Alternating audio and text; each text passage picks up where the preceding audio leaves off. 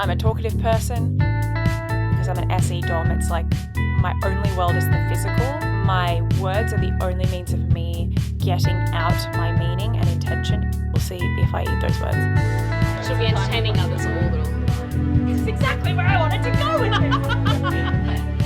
I would not dare to fist bump on a podcast where people can hear me. You guys ready to go? Yeah, keen. Hello everyone, and welcome back to the Literally No Subtext podcast. We are doing a Dear Kristin episode today, which means I'm going to be answering some of your questions that you've submitted via my website, which is hellodearkristin.com/contact. I can hear a clock in the background and it is bothering me, so I'm going to pause for a quick second and see if I can disable that. Never mind, turns out I can't, but fear not, because it seems my headphones plugged into the microphone are more sensitive than what the podcast recording app can hear, so I think we're good. A while ago, I told you guys to submit questions related to Myers-Briggs on my website, and I have about 100 questions, and I've only answered one. So, classic, right?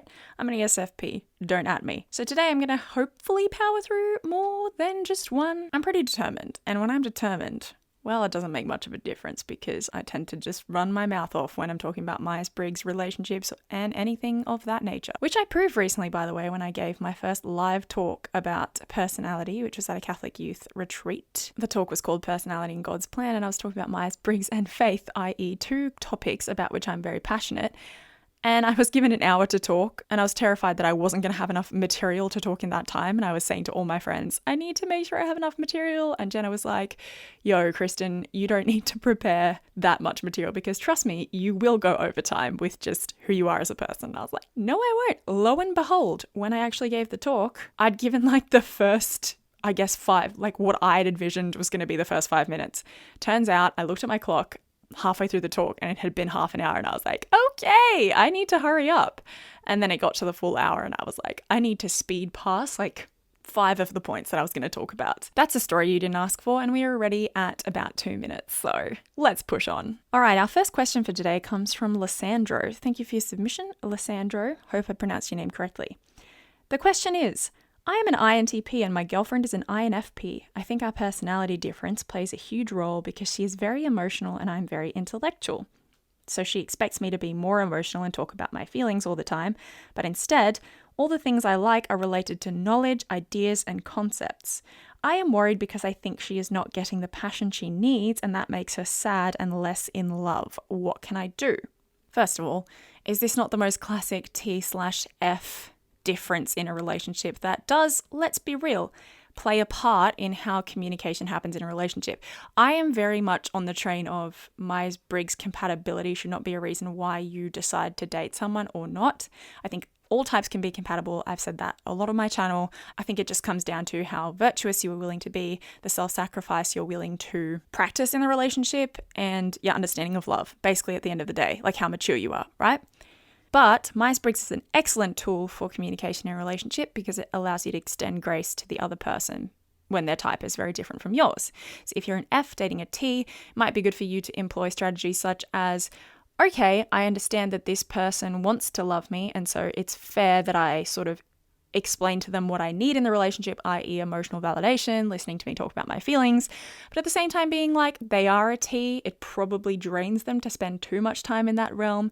So out of love for them, I'm going to employ other coping strategies, self-regulation from my emotions, maybe have different ways of coping, i.e. going to my friends who are also fellow Fs to talk about my emotions rather than expecting the person I'm dating who is a T, and therefore, just they probably have a less nuanced understanding of that deep emotional spectrum that you're existing in 100% of the time. I'm not going to expect that person to carry me in my emotions. And then for the T, it probably involves a level of, okay, I understand that this person doesn't use a logical framework to make their decisions. If they have emotions, they feel very real to the person. Therefore, I need to validate the emotions before I provide problem-solving techniques for the emotions.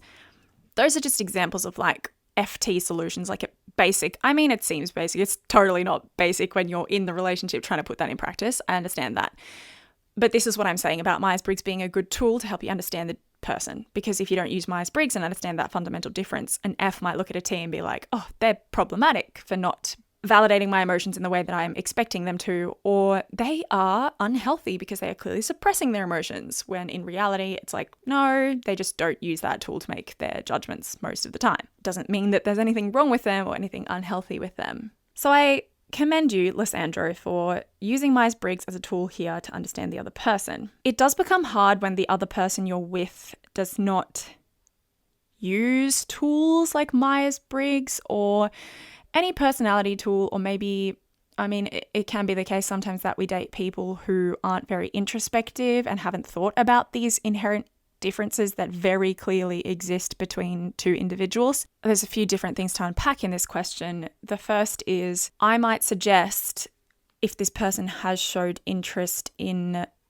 self-sacrifice for love and like getting to know exactly what your love language is and asking questions such as, how can I love you better? It's a good idea to, if not suggest Myers-Briggs as a tool for understanding. If they're not open to that, that's fair enough. Personality tools aren't for everyone. Try to use language that isn't Myers-Briggs specific. So you don't need to say, you use a dominant function called introverted feeling. I use introverted thinking. You don't need to use terminology like that, because if people are biased against personality tools, then that might get them to shut off. You can use other language, such as, there seems to be an inherent difference between us. You seem to have a very nuanced emotional experience. I don't as much, and I think, more rational. That might even be language that's too strong. Other language that you can use is, when they're opening up their feelings to you, just use validating language. I can't even emphasize how important it is for T's, when they're dating F's, to just use emotional validation language when talking to the F, especially when they're in some like rant. Well, you might perceive it as some rant. I mean, it is, let's be real, it is a rant a lot of the times about their emotions. It's good to just validate. Just use language, even if you think their emotions might be stupid in the moment. A lot of emotions, when we feel them, aren't rational, but they are very, very, very real. And when we're experiencing an emotion, we need that validation. If you use validating language such as, wow, that's hard. I'm sorry that you're going through that. Yeah, that must really suck for you. What can I do to make you feel better right now? Or, hey, let me hug you.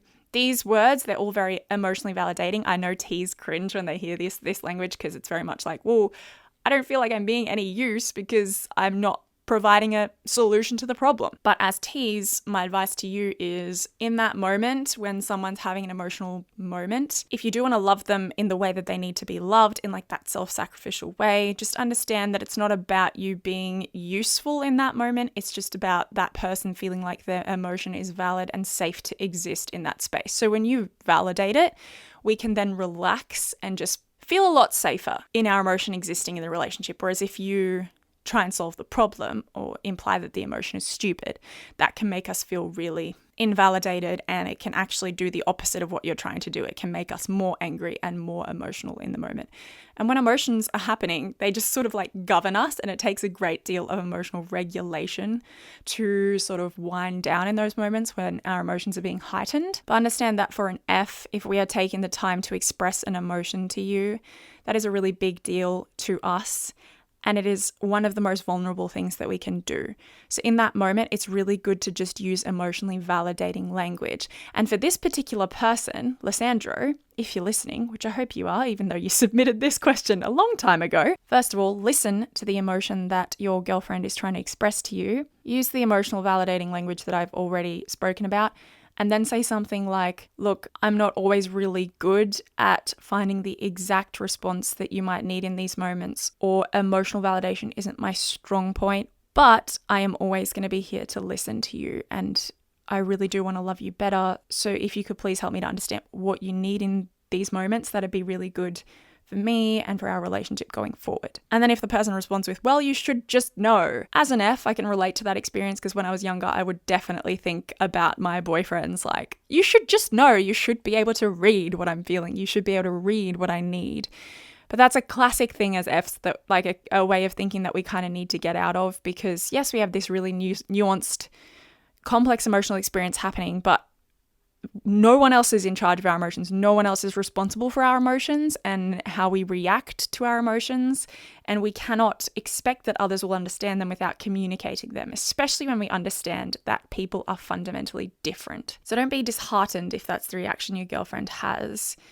It's just about taking the time to get to know each other and the love languages of each other. And don't blame yourself too much if you don't understand that emotional nuance. It's just about trying, and just don't be scared to use that validation language and to explain, look, this isn't my strong point, but I'd really like to learn your language, your love language, and how to love you better. So that's the first thing, and classically I've already talked for like 12 minutes. The second thing that I'd like to quickly unpack in this question is the part of the question where you said, I'm worried because I think she's not getting the passion she needs and that makes her sad and less in love. Now, this is no disrespect to your girlfriend. Of course, this is just me putting, I guess, a thought out there for contemplation. But I would get you to consider maybe what is love? Is love purely an emotion? I think a lot of us would say love isn't a purely an emotion. I did think that it was purely an emotion when I was younger, so I understand why it can seem like it is, but deep, true, authentic, self-sacrificial, agape sort of love is not an emotion because it's supposed to stand the test of time during the ups and downs. And we all know that when you're with someone for longer than like 2 years, a lot of the emotional high that's there in the honeymoon period just isn't there anymore. And what is supposed to keep the relationship going at that point? Well, no, love isn't just an emotion. It is a choice. It's seeing the person in their flaws and choosing to love them. So I would just say for just to sort of put out, a thought. This isn't to make a judgment about your relationship or the person you're in a relationship with, or, I definitely do not know the nuance of your relationship, but I will just say you are worthy of love in your personality. And when there is someone who proves that they do not understand the fundamental essence of love or that they cannot love us in who we are, sometimes it's good for us to question whether that's a relationship that's good for us, because sometimes we can just get drained staying in relationships like that, where people have these expectations of us that first of all feel unfair, second of all that like we can never actually fulfill. And I truly believe that expectations can be the killer of some relationships, like unvoiced expectations or unfair expectations based on some weird vision that we have that's like based on our perception that we have from our own memories and experience and nurture growing up, that is just frankly unfair to project onto someone who's had a completely different experience of growing up and brand of nurture. You know what I mean? So I would say if someone's getting to know you deeper, and that means that they're understanding that you are a thinker, more rational, more intellectual, as you put it, and they are falling less in love with you, then I would want to ask the question whether that's the kind of love that you're looking for. Because in my experience, true love, when you get to know the flaws or differences of the person, actually grows deeper because it's loving someone in who they truly are. True love sees, it's not blind. It actually sees the person for who they are. So those are just my thoughts. I hope I answered your question. Moving on to the next one. Our next question is from Pupairin. I've almost certainly mispronounced that name. I am so sorry for that. I've seen Enneagrams. They had all some experience in childhood that created their type. So can MBTI have an effect from childhood, and how? Thank you for sharing information on YouTube and your content. You're so very welcome. Thank you for the question submission. I do not believe that Myers-Briggs type can change. I think your behavior can change based on self-understanding, habit, and virtue. To me, it just doesn't make sense that your main dominant function would change. Like, I'm so clearly, even though I've matured in some ways, still an SE dom. Jenna, my sister, and I have speculated that potentially the first 2 cognitive functions can change, but I don't think that I've seen a lot of data for that, to be honest. When I look at people in my life who are, I almost said adults, like I'm not an adult at 30 years old, like my parents and people around that age, it just seems that they absolutely are still that type, even though they've grown. Like, a lot of people would argue that you become, if you're an extrovert, you become more introverted when you grow up. But it's not about being more comfortable in silence and solitude, because we can become more comfortable in silence and solitude when we just become more comfortable in who we are and more confident in who we are, because we stop needing the approval of others as much as we do when we're younger. So of course, as we grow up, we all become more comfortable in ourselves and have therefore more comfort in solitude. But when we're talking about Myers-Briggs extroverted functions, we're not talking about that. We're not talking about whether you get more energy around people or by yourself. I love spending time alone these days, to be honest. Right now, I'm looking at a 6-hour day of being alone and I'm chuffed about it. I have not had alone time in a very long time, so I'm very excited about it. Myers-Briggs extroverted functions are not that. When you look at TE, FE, SENE, they're very, very different functions. And can you imagine someone changing from a TE to an FE, like suddenly going from valuing effectiveness in the real world in a logical rules-based system to suddenly basing your decisions and energy based on the harmony, emotional harmony?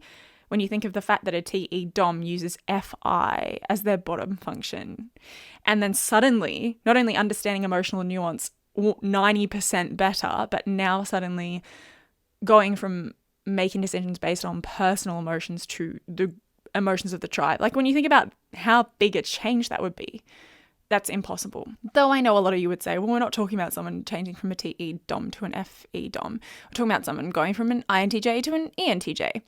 I just have not seen a lot of data about people changing types. I've never, in fact, seen data of people changing types when you think about what Myers-Briggs cognitive functions actually are, not the mainstream understanding of what introverts and extroverts are. And as an ESFP, I do need data in order to believe something. So I just haven't seen the data, and so I do not believe that type can change. I also believe that even though I come across as an introvert in some situations, I have someone at my church who thought I was an introvert for a whole year, and I cheered when I heard that. Even though I have matured and some of my behavioral tendencies have changed, I still am an ESFP. I very much know that. It's so clear. I can't imagine what would make someone go from immediately and instantly reacting in an extroverted way to completely changing to reacting first and foremost in an interior way and not immediately extroverting things. I just can't imagine that actually changing. There are certain behaviors that can change if we're like, okay, as an ESFP, for instance, I'm like, okay, it's good to have moderation in what I say. It's good to apply filters in what I say. So I've stopped just blurting things out and just being more aware, but that's not because that tendency has changed. It's more like I've deliberately practiced the virtue of having moderation and self-restraint with those things. If I'm with my family and I'm very comfortable, I'll still just blurt things out. So my type hasn't changed. My decision to put filters and just be more virtuous and practice virtue has changed. So in answer to your question, when it comes to childhood, I do think nurture does play a role in how we present behavioral wise. I think habits can look very different. For instance, I was raised in a family where table manners were highly valued. So when I was eating with my family, I would be encouraged to not have my elbows on the table, to use the correct knife and fork, to not chew with my mouth open, to not talk with food in my mouth, to stay waiting at the table until everyone's finished, to not start on the second course before everyone's finished the first, those kinds of things. And so when I'm with my family or with people I've just met for the first time, it's very natural for me to employ those table manners. And a certain element of that will translate to when I'm alone. So I do like things to be neat and clean when I'm alone, in the sense that when I finish eating, I will go and wash my dishes immediately just so that I don't have to worry about cleaning them later. So that's maybe a habit that I've developed from my upbringing. But when I'm alone, I do find that a lot of those table manners go out the window, because as an SE Dom, I'm like, okay, there's no one around, there's no one I have to impress. And I think a lot of my childhood was based on okay, how are others perceiving me? We've got to use table manners so that we're perceived in a certain way, so that we're being polite, so that there's etiquette. But when I'm alone, I'm like, okay, no one's around. I'm comfortable by myself. I'm an SE Dom, so I thrive in chaos. I don't need neatness in my space. So a lot of those table manners will go out the window. And then there's also the whole category of childhood, I guess, emotional trauma, little t trauma, not big T trauma, meaning it's not that traumatic, but it's kind of things as an F, if I'm raised by a T parent, maybe I've been encouraged to not talk about my emotions so much, or my emotions have been suppressed as a result of me not being allowed to express them in my physical space when I was a child. Stuff like that, which then we have to learn to, I guess, correct as we grow up, especially as Fs. It's really healthy to find healthy modes of emotional expression, which is something we need to learn as we grow up if we've had that particular upbringing. So yeah, there are things like that I think affect how we present or our behaviors, but I don't think that our fundamental tools of perceiving and judging the world are changing. In that, it's more just like behaviors we've learned. But some of those behaviors that I learned in my upbringing, I've had to unlearn in order to be a healthy individual. And others have really benefited me. For instance, the habit of saying certain prayers, going to church. Like, I love that because my parents instilled that habit in me. It's something that I found very easy growing up because that was a habit. And I find very easy now. Well, I mean, it's like my faith is now way more solidified in my emotions and my own personal heart. But as an ESFP, that kind of routine isn't something that I would naturally find easy. And routine isn't something I find very easy, but because that was instilled in me as a child, I find it actually very easy. Even before I kind of had that reversion of heart to the faith, I did find it easy. So yes, that is what I think about upbringing and Myers-Briggs. Let's move on to the next question. This one is from Sia. Thank you for the question, Sia. Hi, Kristin. I have a couple of questions for our favorite typology guru. Oh, thank you so much. Firstly, I just want to say that I appreciate how vocal you are about your faith. As a Christian myself who is discovering a more personal faith as a young adult, it is always encouraging to see others walking with God and not being afraid to tell people. On this point, if you ever wanted to do a religion/faith-based video or podcast, I would absolutely love to watch/listen to it.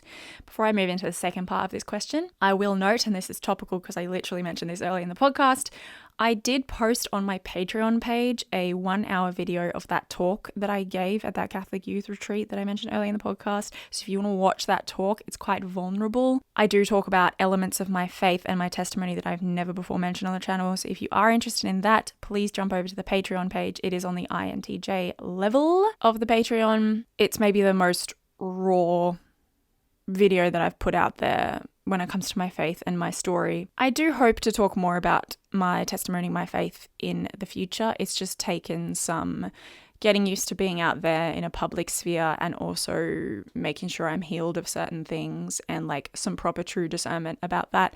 But it was definitely time where I felt I could release that onto my Patreon page. We have a really good community on there. It's solid. There's, I definitely trusted the community in uploading that, and it is something that I am fine with being on the internet. I also felt fine uploading it because it talks directly about Myers-Briggs.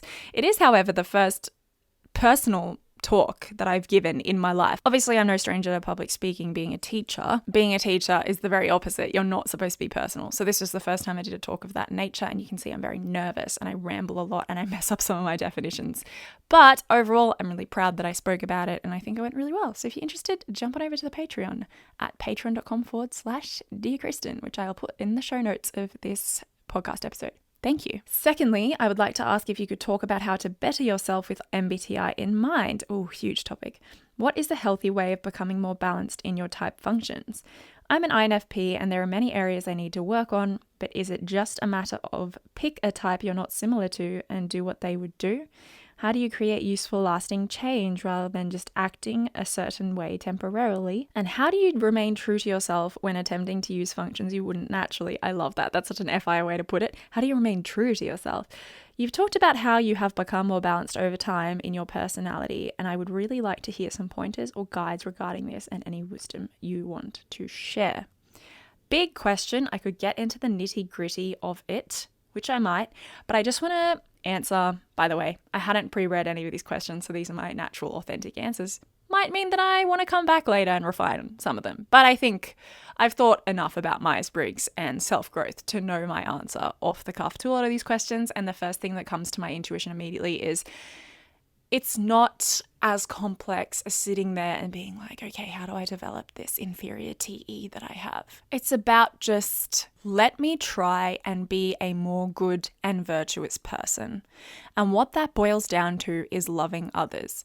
Jordan Peterson said something once so valuable in a video that I happened to come across on my Instagram, which was self-conscious thoughts, that is, thoughts pertaining to oneself, are very closely associated with the experience of negative emotion. So it is literally the case that when we are thinking about ourselves, we are unhappy.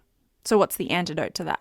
Well, you might say something like, stop thinking so much about yourself. But it's not that simple. Really, the answer is start thinking about others. We should be thinking about others most of the time. So for instance, if you're married, if you're a husband, you might think, how can I be more happy? Make your wife happy. That will make you more happy. or at the very least, it'll stop you being miserable, which is a start. I think that's the essence of the quote. I've read it multiple times. That's why I know it somewhat by heart. I agree with this message so much. People ask me, how have I developed my functions? It's not about sitting down and being like, how can I be more in tune with my NI? Of course, I've thought about that.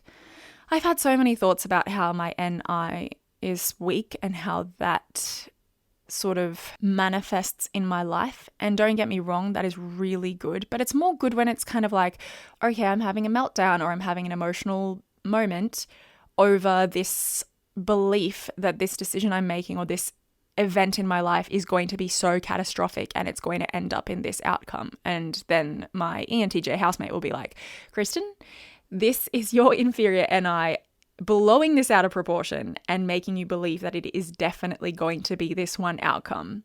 But there's more nuance to that. And we know that the inferior function presents as a 5-year-old. So it's unnuanced and it presents in tantrums, right?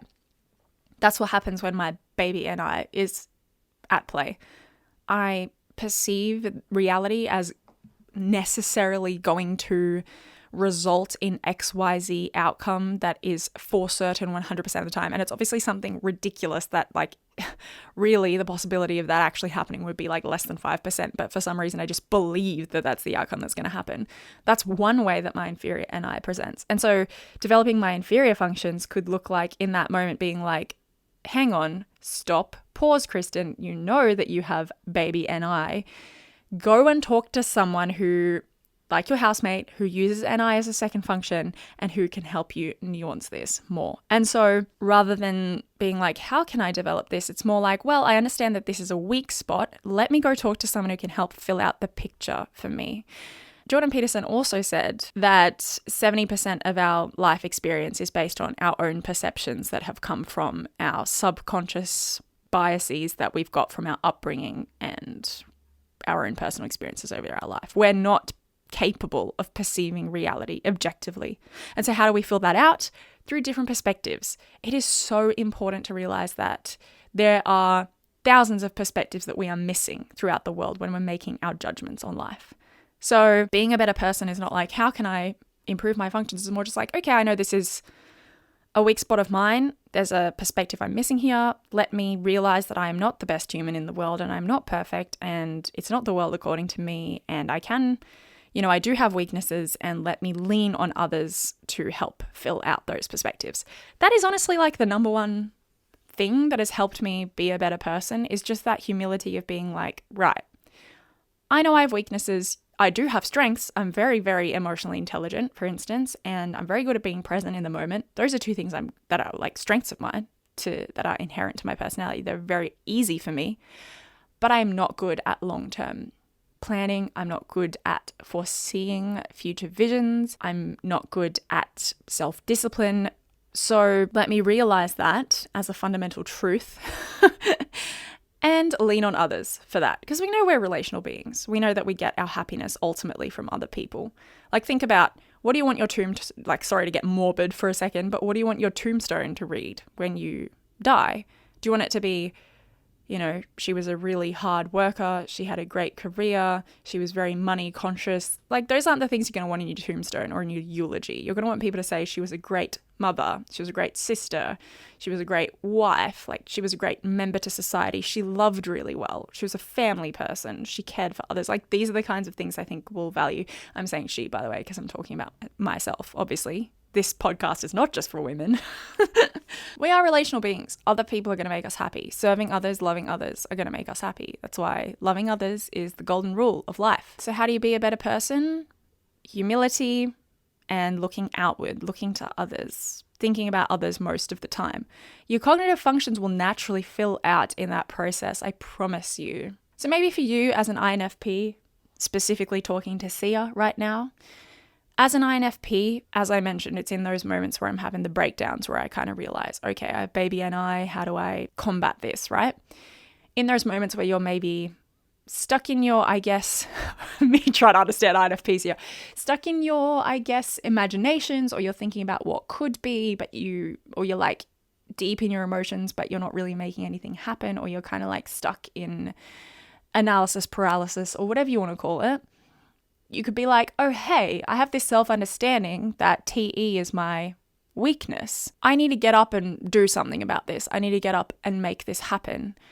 That can be really overwhelming in the moment, especially when we're having an emotional moment. But talk to someone who's a ESTJ or an ENTJ or an INTJ or ISTJ. Like, how can I make this happen? What are some steps I can take? This is why we have people around us. This is why God has given us people in our lives who are fundamentally different from us. And it's the truth. These tools of personality tools, like, they help us understand that we are fundamentally different. Like, look around to others in order to understand the beautiful richness and fullness of the truth of reality and the human experience. If we're just experiencing our own experience, we're missing out on so much. We've been given these different personalities all around us to understand different sides to the coin, different perspectives. So lean on others, be humble enough to admit fault. Really? If I was to boil it down, I'm trying to boil it down to just one thing, but really it's humility, realizing that you aren't the best, like, you have weaknesses, like realizing that and sitting with that.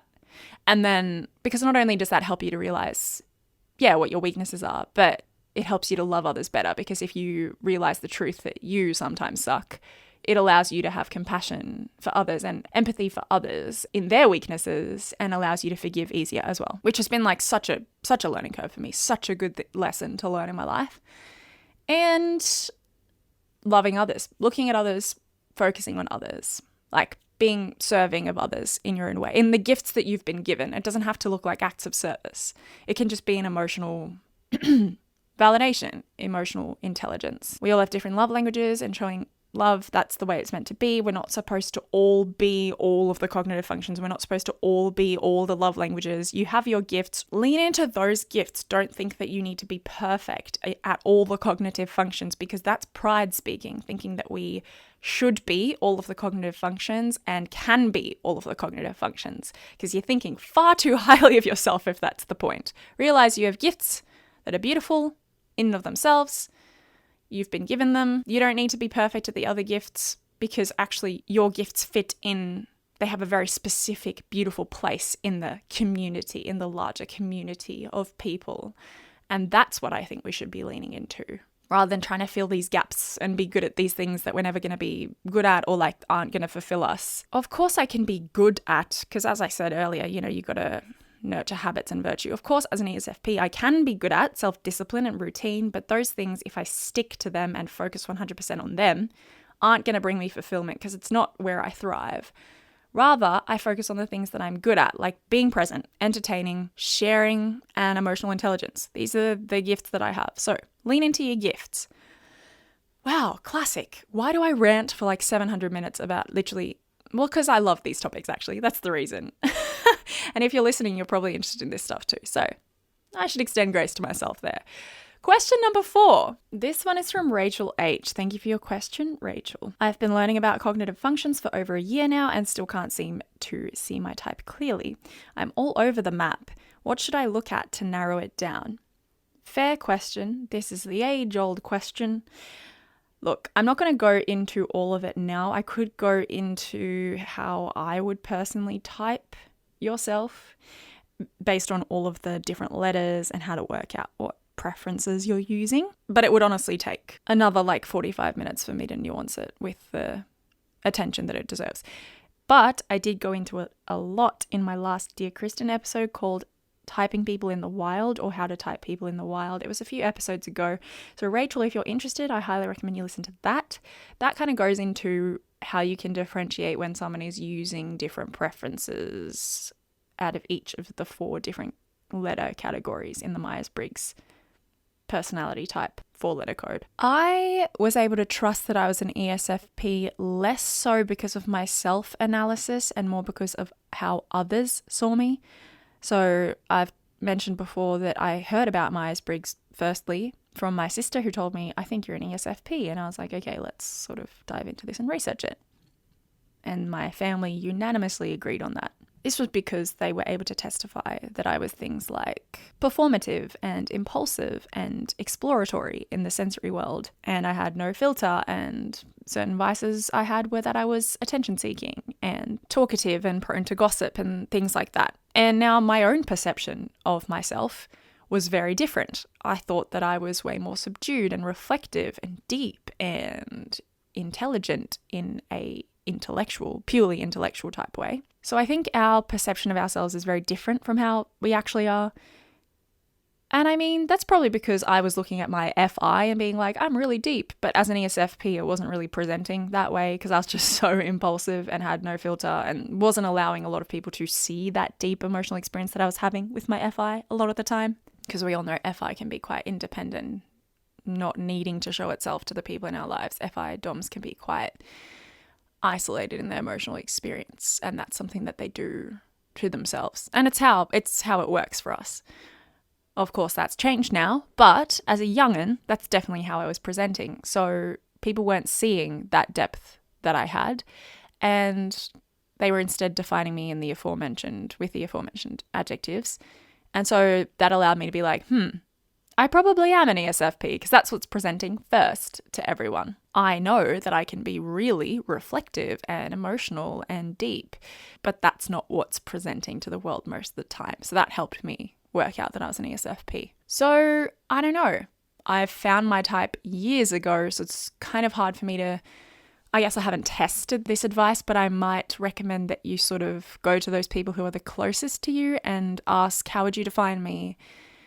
Or give them adjectives, like give them 2 ultimatums. Would you say I'm more of an intellectual person or emotional person? And be open to how they answer. Be open to understanding. And if you need them to nuance it, say, oh, you think I'm more emotional? How so? And that might help you sort of decipher whether you're using FI or FE. Like, I think we try to find our type by ourselves a lot of the time, but I know people who do typing or have done typing in the past and maybe don't anymore, but they've said things like, oh, when I have clients who are trying to get me to type them, I try and tell them what their type is, or I try and point something out about them, and they're kind of in denial about it and refuse to believe me. That's a very, I guess, blunt way of summing up something that was much more nuanced than that. But the essence is, that we are sometimes in denial about, I guess, what our personality is really like or who we truly are. And I really think that I was in denial about being an ESFP for so long.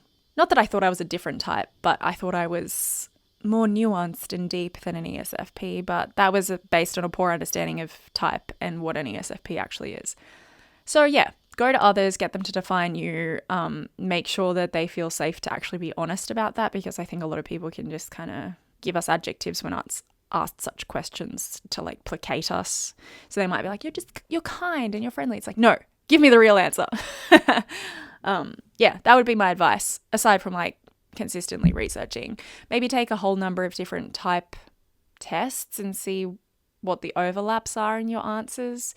That might also give you an idea of what your type is or what sort of preferences you're leaning towards.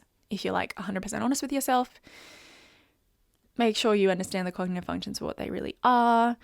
And then the last advice I give you, if you're still pretty desperate, is get someone to type you professionally. I've heard really good things about Amy Y and her typing. I trust that she knows what she's talking about when it comes to typing, so I can recommend her. And yeah, I think that's a good investment in money if you think it's going to help you. But also remember that type isn't the only tool that we can use to understand ourselves. You can still be a good person without understanding your type. That might look like just sitting down with yourself and working out and asking yourself honestly, what are my weaknesses? What areas do I need to grow? And that, by the way, it can really help in those moments to ask others such questions, which takes a great deal of humility, but refer to earlier in the podcast when I said humility is the best. All right, friends, and with that is the end of this episode. I answered 4 questions, which is much better than last time, so I'm proud of that. I will be releasing another episode of these Dear Kristin segments very soon, so stay tuned. Follow the podcast if you're interested in hearing more. Feel free to ask me a question that I will answer on this podcast at www.hellodearkristin.com/contact. You can find my Patreon page in the links below. Again, if you're interested in hearing that mini testimony and talk about the faith and personality compatibility that I gave at a recent Catholic youth retreat, please pop down to the Patreon page and have a look at the INTJ tier. There's a lot of other content that's available on that tier. Extra typing episodes, commentary on my old videos, typing of characters in popular TV shows, and a bunch of other stuff on there. So if you're interested, jump on over. If you like this episode, please consider sharing it with a friend and following the podcast. And if you're on a podcast platform that allows ratings, I'd sure appreciate it if you could leave a rating. If you're interested in checking out more MBTI content, please head over to my YouTube channel, Dear Kristin, to see my skits. Share them around if you enjoy them. Or my Instagram page at dear.kristin, that's Kristin, if you'd like to see some of my favorite comments from YouTube and if you'd like to participate in my type trend polls. You can also now check out the raw answers from each of my type trend polls in PDF documents that I've uploaded to my website at hellodearkristin.com/type trends. Thanks again for listening, guys, and until next time, see you later.